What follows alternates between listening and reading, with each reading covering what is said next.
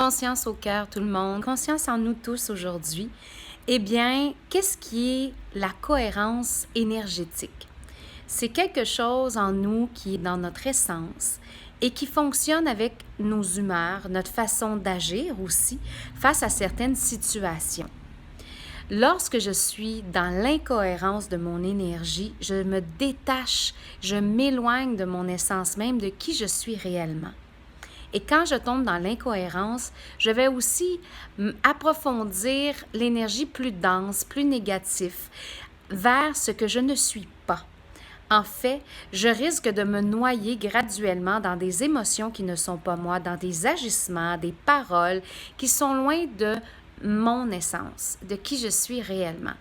Certaines personnes sont foncièrement et naturellement méchantes.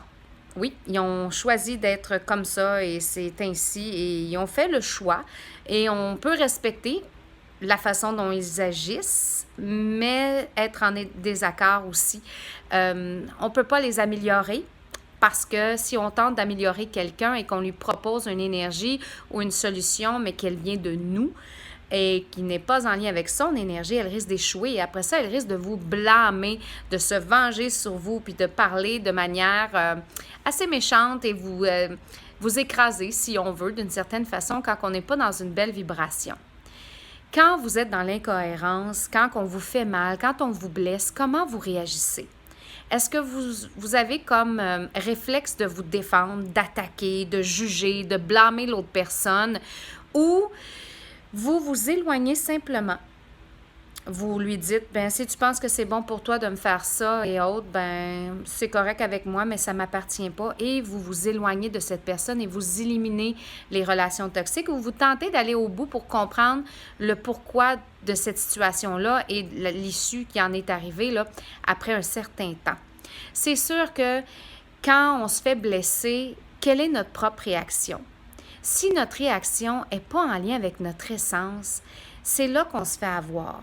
Parce que si la réaction a causé du dommage et qu'on est satisfait, mais pas tout à fait, on reste amer et que ça a été pour nous une façon facile de faire les choses, on risque d'y retourner. Et à un moment donné, on reste pris dans la houle d'émotions et on s'éloigne de plus en plus de notre belle lumière, de notre belle essence. Bien, il faut prendre conscience qu'on choisit ces états-là.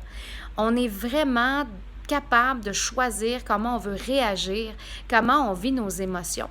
C'est sûr que si dans mon adolescence, je n'avais pas des parents qui prenaient le temps d'être calmes, de m'écouter, de tenter de comprendre ce que je vivais au moment présent où j'avais l'air de vivre une colère ou une émotion de basse vibration et qu'ils me disaient, ben tais-toi ou reviens-en, là, ça va passer, ben c'est sûr qu'à l'intérieur de moi, je peux me sentir rejetée. Je peux sentir qu'on m'abandonne parce que mes parents sont mon ancrage, sont mes piliers. C'est eux qui sont supposés de m'aider à développer ma façon d'augmenter mes relations interpersonnelles dans le bon sens du positif. Apprendre à se comprendre. Donc, si je n'avais pas un parent qui me permettait de me calmer, d'apprendre à expirer avant d'inspirer pour faire descendre l'adrénaline dans mon système ou essayer de comprendre mes douleurs physiques face à ma colère et d'essayer de les amorcer puis de dire, écoute, ce que tu vis là, oui, c'est plate, c'est désagréable, mais essaie de comprendre que tu n'es pas ta colère. Essaie de comprendre que quand tu vis ça, dis-toi des belles phrases. Tu peux la maîtriser, ta colère. C'est passager. Essaie de voir ce qui t'a réellement blessé. Par-dessus cette colère-là, là, il y a une vraie raison. Il y a un vrai noyau. Bien, j'ai été humiliée, je me suis sentie rejetée, je me suis sentie pas écoutée. Tu me vois pas quand je suis quelque part, et ainsi de suite. Donc, quand on est dans l'adolescence, l'incohérence énergétique est très, très, très présente. Et plus on veut se modeler à la société, plus on veut ressembler aux autres, plus on se crée des cages dorées. Les cages dorées nous donnent une idée d'avoir un certain contrôle, d'être unique. On essaie de suivre une mode, mais on veut que nos parents nous prennent comme des individus à part entière, puis totalement uniques. Et je pense que c'est comme ça qu'on devrait voir nos jeunes adolescents et nos jeunes enfants préadolescents qui s'en viennent. C'est d'essayer de voir leur individualité. d'essayer de voir ce qu'il aime comme musique, de voir leur réaction. Parfois, on ne les voit pas comme on devrait. Et on se découvre que notre enfant a un bon cercle d'amis, qu'il est attentionné, qu'il a une bonne écoute, qu'il est toujours là pour aider son prochain, il est généreux. Mais on a souvent tendance à mettre l'accent sur ce qui nous dérange, ce qui est lourd, les émotions qui débordent, puis que là, on n'arrive plus à contrôler. Mais en fait, c'est de diriger notre adolescent à apprendre qui il est à travers ses émotions, puis de comprendre qu'il n'est pas ses émotions, et là, de redevenir plus cohérent dans qui il est, de garder son essence, puis d'éviter de tomber dans la vengeance, l'amertume, la colère, la violence pour essayer de régler ces choses. Vous avez peut-être eu une enfance difficile et aujourd'hui, vous traînez ça avec vous et c'est très lourd. À travers vos yeux, vous pouvez voir votre adolescent et vous dites « il me ressemble comme deux gouttes d'eau, je ne suis pas capable, j'y sauterais à la gorge ». Combien de fois j'entends ça? Bon, c'est une métaphore d'une certaine façon. Et il y a certains parents qui vont jusqu'à blesser et utiliser la violence, ou des adolescents explosent et utilisent la violence sur leurs parents. Alors là, à ce moment-là, il faut vraiment revenir à notre centre.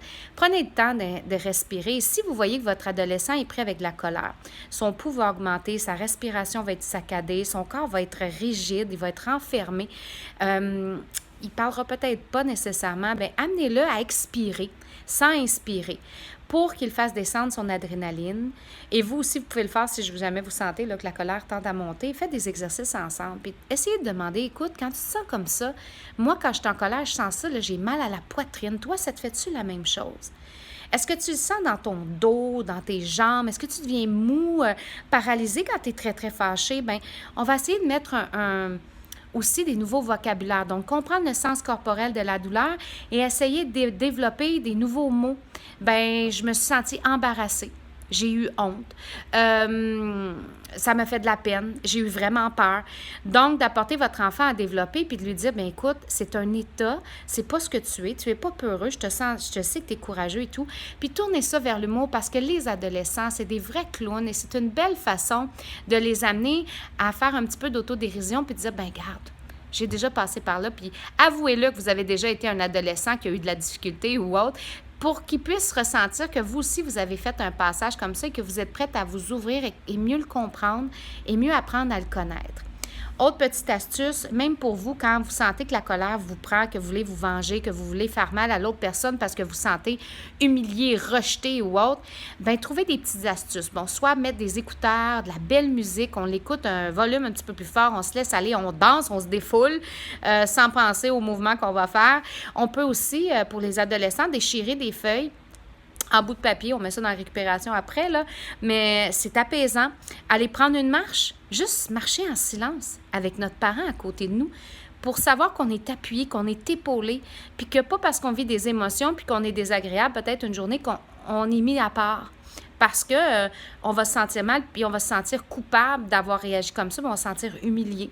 Puis on ne voudra plus aller vers nos parents si nos parents essaient tout le temps de nous renfermer et non de nous laisser nous développer puis nous exprimer.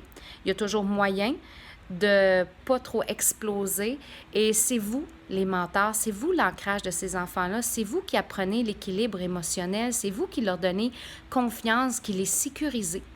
Mais si vous avez de la difficulté vous-même à établir ça dans votre vie, bien avec votre enfant, découvrez-le.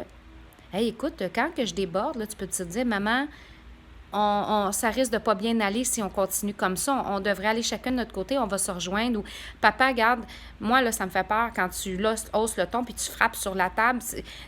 Ça me fait peur. J'ai pas envie, après ça, de te parler, de me rapprocher de toi puis de converser, d'accord? Donc, on veut pas créer des fossés ni des distances. On veut des liens forts. On veut des adolescents qui sont confiants après ça.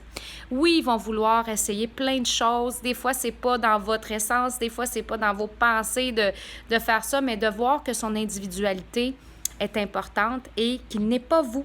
C'est pas votre enfant, votre image. Il ne pourra pas réaliser vos rêves que vous n'avez pas faits. Il ne pourra pas répondre à toutes vos attentes sur ce que vous pensez sur lui.